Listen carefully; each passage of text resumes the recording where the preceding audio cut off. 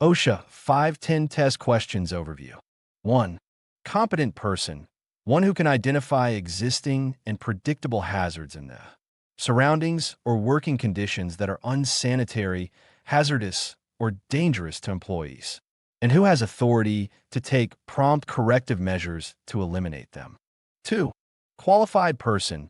One who, by having a degree, certificate, or professional standing, who has extensive knowledge, training, and experience, has successfully demonstrated his ability to solve or resolve problems relating to the work. 3. OSHA inspection process. A.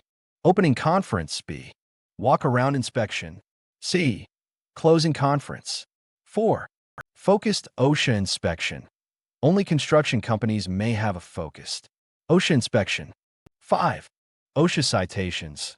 Willful up to $161,323. Serious up to $16,131. Other than SRIs up to $16,131. Repeated up to $161,323. 6. OSHA citation types. Controlling, creating, exposing, correcting, failed to inform other employees. 7. Exposing employer. One whose employees are exposed to hazards. 8. Creating employer. One who creates the hazard. Has duty to inform other contractors of hazard. 9. Correcting employer. One responsible for correcting the hazard. 10. Controlling employer. One authority responsible with the power to require correction. 11. Certify abatement. The employer must certify abatement is complete for each cited violation. 12. Defense against citation. Employer must show they did not cause the hazard, did not directly control conditions causing the hazards, notified the parties charged, and kept employees away from the hazard. 13.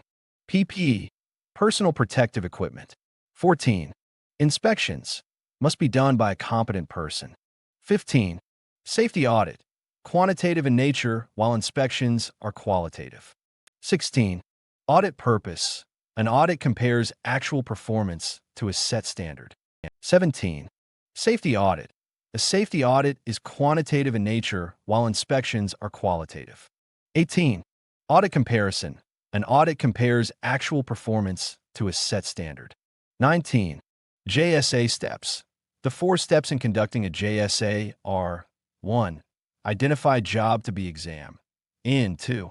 Identify steps/tasks of job. 3. Identify the hazard of each key step. 4. Identify controls address each hazard.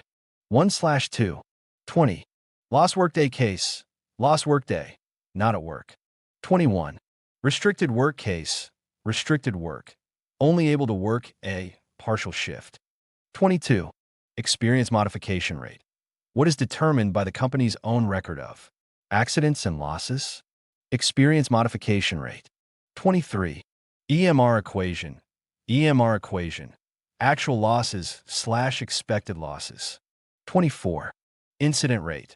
Incident rate, which is the number of injuries and illnesses per 100 employees full-time. 25. Incident rate formula.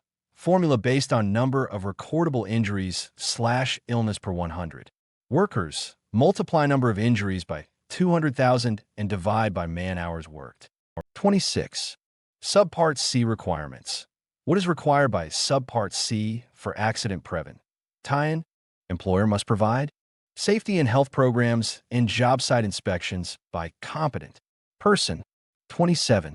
Hierarchy for controlling chemical exposure. What is meant by hierarchy for controlling chemical exposure? /ADM/PPE. 28. Preferred method to control exposure. The preferred method to control exposure is engineering. 29. Second best method to control exposure. The second best way to control exposure is administrative. 30. Least preferred method to control exposure. The least preferred way to control exposure is PPE. 31. Subpart for safety and health program. What subpart requires a safety and health program? Subsea 1926.20b. 32. Management commitment. Management must demonstrate leadership and commitment to the safety program. Managers do this by being an example. 33. Emergency plans requirement. Under 1925.50, emergency plans, in the absence of a closed hospital/clinic, what must the employer provide at the job site? Person with valid first aid/CPR available. 34. Drinking water requirement. The employer must provide drinking water at the job site. Will just any container meet the requirements? No, it must be tightly closed with tap. 35. Hazard control procedures. Establish hazard control procedures by hierarchy of controls, engineering controls, administrative controls, personal protective equipment. 36. Hazardous material to reproductive systems. What material is hazardous to both male and female reproductive systems? Lead or asbestos. Lead is a reproductive standards. 37. Lead exposure in construction. Exposures in construction from removing paint from bridges, renovation of residences, and demo. Toxic to male and female reproductive systems. 38. Noise level for hearing protection. At what level of noise must the company provide? Hearing protection? 85/90ths. Powered by TCPDF, www.tcpdf.org. 2/2.